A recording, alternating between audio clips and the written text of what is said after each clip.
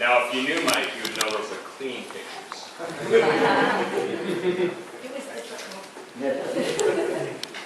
As you saw, Michael was a very animated character, clownish in some ways.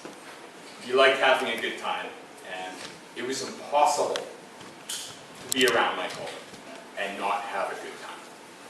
His enjoyment of the world was contagious. And once you caught it, there was no cure. Anyone touched by this man still knows that. Now, I would like to introduce Tim Whitman, who was a business partner of Michael Simning's at two of his endeavors, but much more than that, one of Michael's greatest friends. And I became friends with Tim through knowing of Michael's respect for him. And that's an automatic vouch. If Michael likes someone, they were quality. And Tim's a man of quality. So, Tim, could you please come up?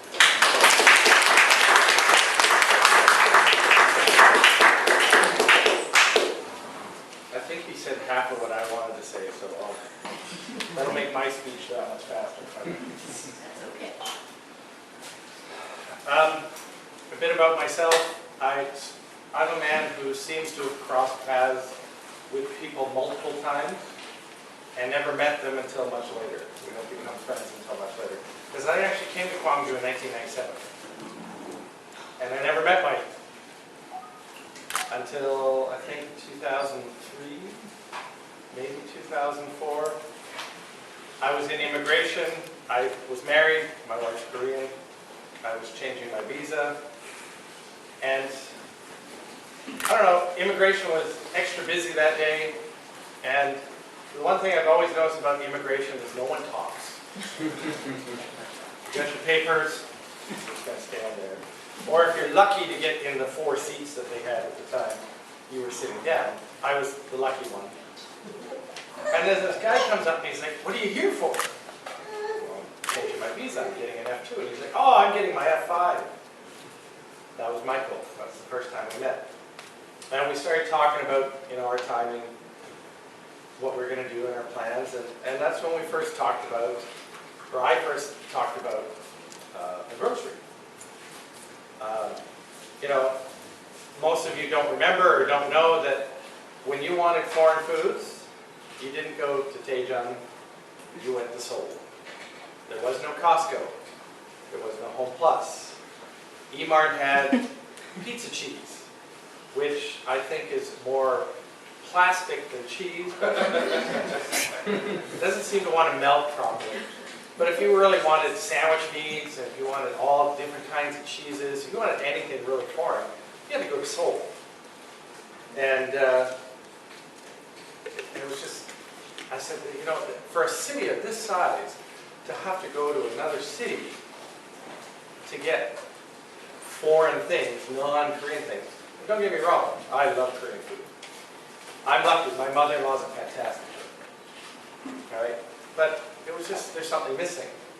And I was talking with Mike about that. And maybe about 4 or 5 months later, I get a call from this guy. We changed numbers. And he's like, "Hey, why don't you come on down?" I don't like to come down where.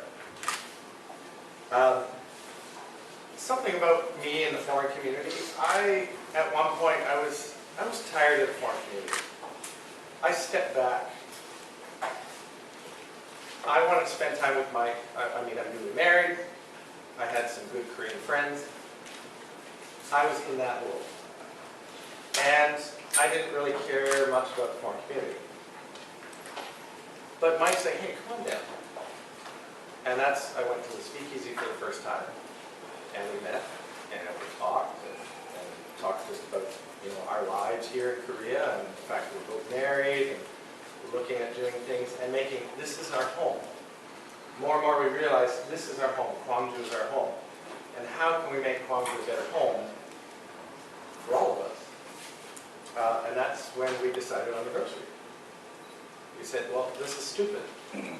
Why are we driving out to other cities? Let's start it here. It was about that time, too, that Costco opened up. So we started bringing some of the Costco stuff into Gwangju, but we started bringing some of the other foreign foods into Gwangju as well to keep people here, to build in on the community. There was a bar where people could go hang out and chat and share their experiences. And then it was an opportunity to share food experiences. Because then people could come get food, make food for their students, for themselves. Everyone likes breakfast. Breakfast food is important. That was some of the stuff that we started working on.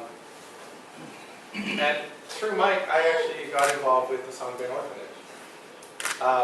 When I came in 1997, some of the older Koreans here might remember the American Culture Center. I actually used to teach the students that used to study at the American Culture Center in my academy.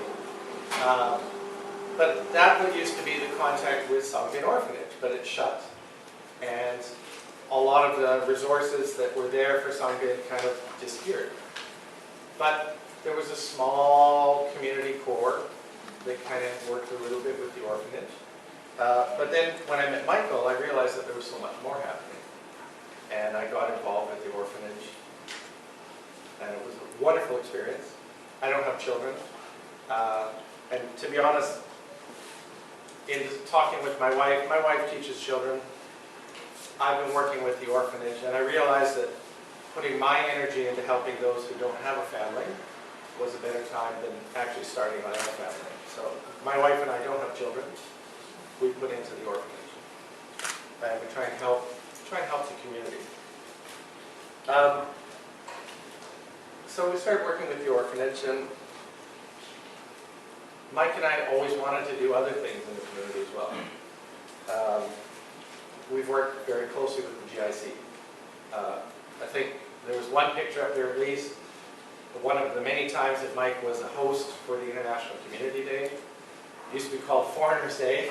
Terrible name, we changed it to International Community. Because it's not a foreigner community. It's a foreign community and a Korean community together. And it's all of us coming together as one family, as one community. And more recently, we started working with the global families of Gwangju to help the multicultural families, the Korean and foreign families that are chosen Gwangju to be their home, to have some other outlets, some opportunities to meet when they don't necessarily have a place to meet or an opportunity. As Arlo mentioned, we started helping the Gwangju Fighters baseball team, providing support for that group of people to have an outlet for sports. Of course, the first alleyway was made as a place for people to come and hang out. Koreans, foreigners, doesn't matter.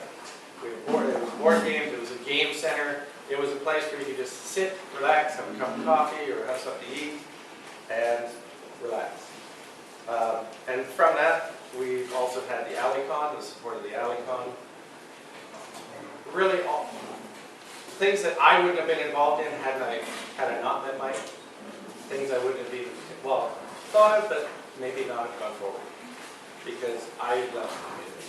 And Mike brought me back into the community. And made me realize that there's a lot more to build here and help other people. And by working together, we can make it a better place.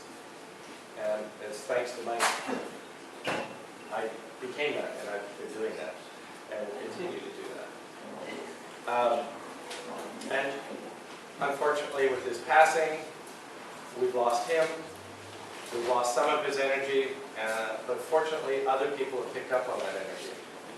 Other people have taken charge and have moved forward with ideas to continue making it a better place.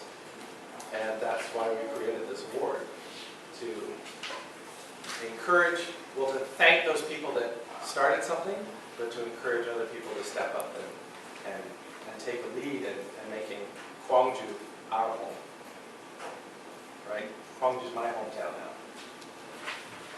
So that's all. Sorry.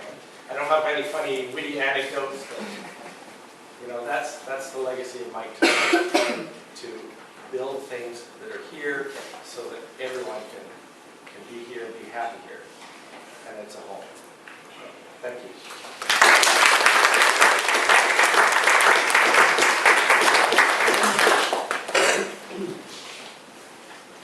Tim's being modest. He has a host of witty, funny anecdotes. I'm sure if you go down to the first alleyway, he'd be happy to tell you one. But they shouldn't be told here because there's children present. Now, of course, the purpose of this today is not only to reflect on Michael's life, but to present the certificates and awards for this, the Michael Simning Gwangju Community Builders Award. And we have a series of awards for the nominees, and then for the finalists, and then for, of course, the main award recipient. So let's start with the nominees. Well, Dr. Shin is on his way down. Excellent. Busy man. All right, so I've got some filler time. Sure. All right, well, I work for the radio, so I can do filler. Brian, how are you doing? All right, good. No, this has been hard. I'm an emotional person. But, you know, to be honest, the first man who ever really taught me about being open with my emotions was Mike. The first year I left Gwangju, we were saying goodbye, and I told Mike, listen, Mike, I haven't packed. I have a 9 a.m. bus to Incheon. I haven't packed my bags. Mike said, well, come out tonight, come down to speak with you. You're leaving. Come down. This is 2006. I said, all right, I'll come down. I'm leaving at 11 p.m. I went down there at about 8. Mike kept me there until about 5 a.m. Got home, packed all my bags, and not a sober state. He's heading out the door. This is back when the baggage checks were about double what they are now. So I had about 200 pounds of bags, and a 50-pound bag of books that I was pretending to make look like 20 pounds of carry-on. And then I was heading out the door, I realized I hadn't brought my 4 coats. So I had to put those coats on. My bags were full. I'd head down. And you know, that day, actually, when I got to the airport, they promoted me to first class. Nice. And I had no doubt about it. It was just a touch of Mike's magic that got me into that. I could have gone home early. I could have packed early and responsibly, not missed my first bus. But it doesn't matter. It was more time with Mike. And that's what we all want in the end. Nancy, ready to go here? She was right over there. Looks like it. All right. So.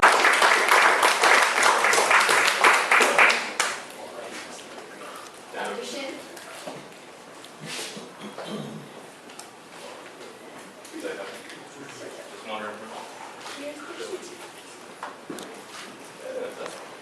So, Brian has been involved in nearly every fundraising event in Gwangju, whether it be as an organizer or a monetary supporter. It's hard to know where to begin with Brian. Many of his programs he was involved in have become staples in the Gwangju community, like Alicon, International Tabletop Day, GFOG events, Adopt a Child for Christmas, etc. The amount of support Brian has shown through monetary donations and encouragement to planners is beyond staggering. Brian is selfless. He works hard to keep everyone without judgment.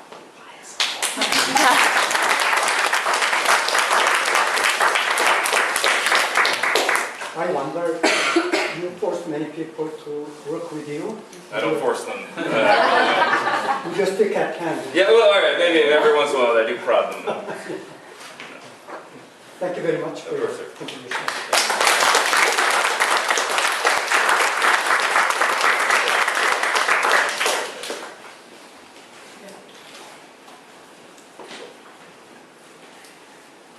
Our next nominee is Kim Young-in, and accepting her award, because she's engaged today, is Kwang Soo-jin.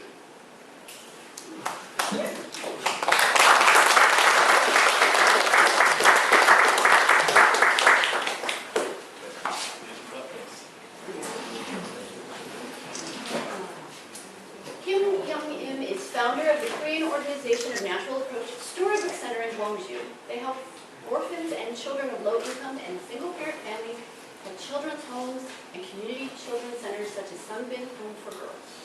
Kona has been visiting and teaching the Child Monks of Hae Temple for over 10 years. Dr. Kim appears to be dedicated to making a difference in the lives of those in her community, both young and old. I believe her commitment to excellence qualifies her for this very important.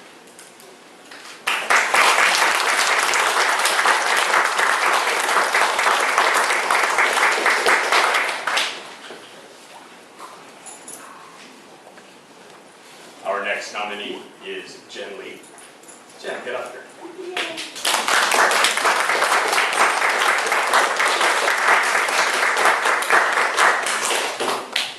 After Mike passed on, Jen took the position of managing the Gwangju blog. This resource is invaluable to expats living in the city as it provides news and information on the goings-on of Gwangju. If it weren't for Jen, the Gwangju blog would have gone dormant. But through her constant efforts with GFN and GIC, this blog is still online. She works extremely hard at whatever task she's given, whether it's private or commissions or substitute teacher positions.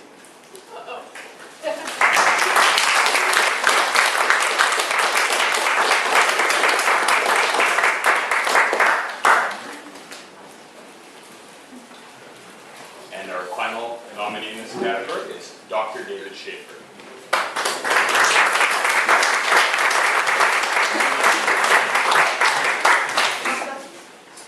Dr. Schaefer has been a member of Korea TESOL organization since a transmitter of TESOL knowledge and skills. He has demonstrated how teachers can help other teachers within the Gwangju chapter.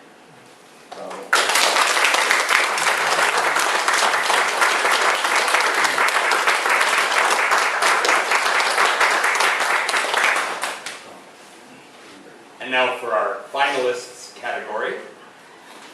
The first finalist is Leanne Bronzo.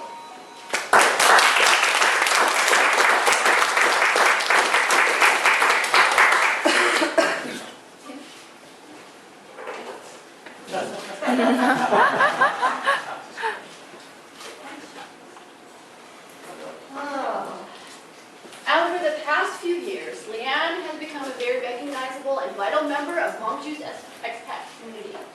She has started and taken part in a number of different projects with the intention of spreading the message of gifting and reducing waste. First, there is Cause Banana Bread. With this charity business, she has taken the route of selling a difficult-time baked good while donating the little profit she makes to a charity of someone's choosing. The second organization is Gwangju Free Cycle. Thanks to Leanne's hard work and creative ideas, there will always be an organization that brings people together, no matter how selfish or ungiving they may be. Unlike fundraisers or specific events, Leanne's projects are always ongoing, making it easier for anyone to take part. Due to her willingness to work, the rest of us really don't have to. Even when the day for her to leave finally arrives, I hope to see her creations continue to exist to help future expats of Gwangju.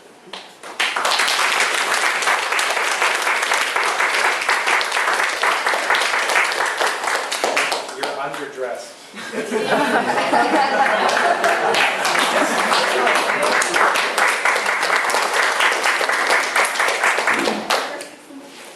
Our next finalist is Chase Sunjin.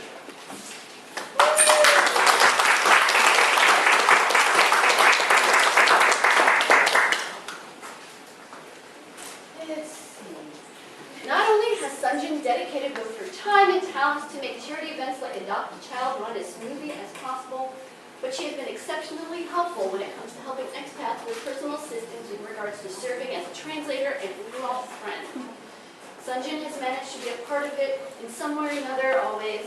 Despite her busy schedule, one can always find her wrapping presents, making phone calls, purchasing gifts, selling baked goods, or any number of things that people generally can or won't do.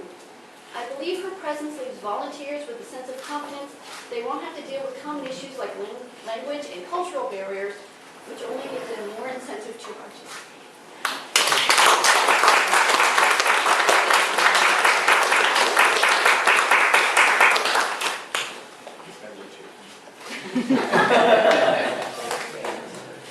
Trust yourself.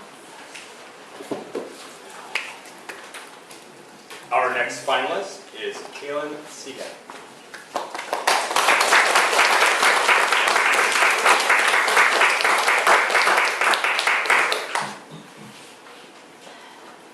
Taking over Adopt a Child for Christmas and doing a wonderful job reaching the goal of purchasing gifts for every child is what Kaylin has done.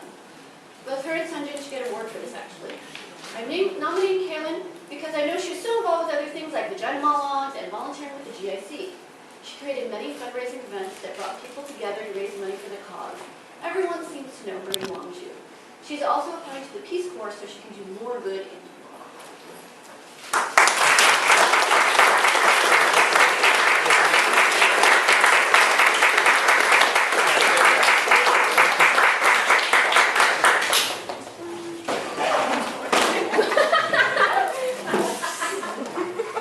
And our final finalist is Jordan Van Harkingsveld.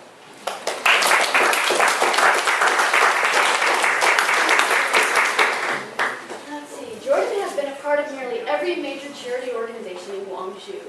He continued on the tradition of others before him. He picked up the Adopt a Child for Christmas program, spreading it to 3 orphanages. He works hard enough that his own health actually suffers as a result. He never seems to want to give up. He doesn't say no to a project, much like Michael never did. He tilts when he should withdraw, and that is nightly. He was also founder of Alicon and its associating organization, giving geeks the freedom to be themselves.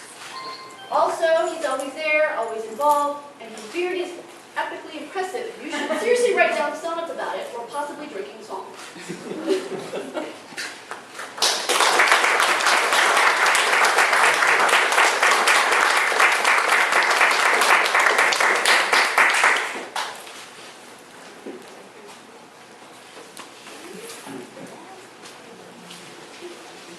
Now this brings us to our final award, the winner of the Michael Simning Community Builder Award, Al Barton.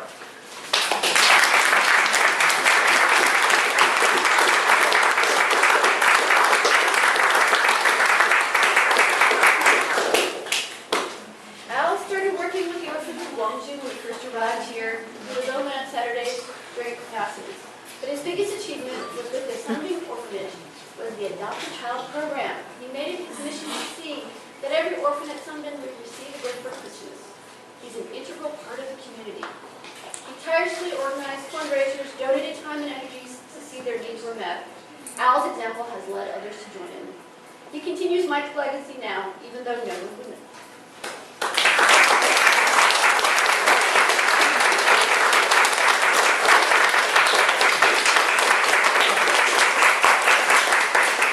Before I give this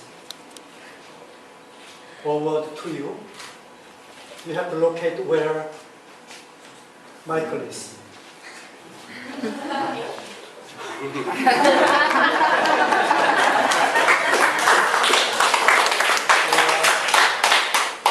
fact, the picture was taken 1 year before Michael died. So it shows how active Michael was in community building, even though he was suffering from many pains. he was willing to organize volunteer groups, international volunteer groups for Gwangju International Community Day. So at that time, it was somewhat chilly, but he was quite active in organizing the volunteers, international volunteers, and then he even, so he tried to protect himself from the chilly weather with his mask, and then to our visitors, we show this to the people, how to show that to the people how Michael dedicated to the last moment of his life in the community building. So it took me some time to come down to locate the picture. So I really cherish the picture of Michael in this community building. In fact, once when we got together, he told other people that he came to Gwangju with only one knapsack, nothing else. But he met Mian and then formed a family, and then he created his own business with him together. And then he began to get involved with the community in many different ways. I don't need to talk about it because it was already mentioned by Tim and Arlo. But I also witnessed what he had been doing, including Gwangju blog. And then Mian told me that he had many other projects in mind for Gwangju. So I really appreciate the effort of my colleagues here to make sense out of something which Mike left. So it is our obligation to continue whatever dreams he had in our own way in Gwangju. I believe Gwangju is a special city.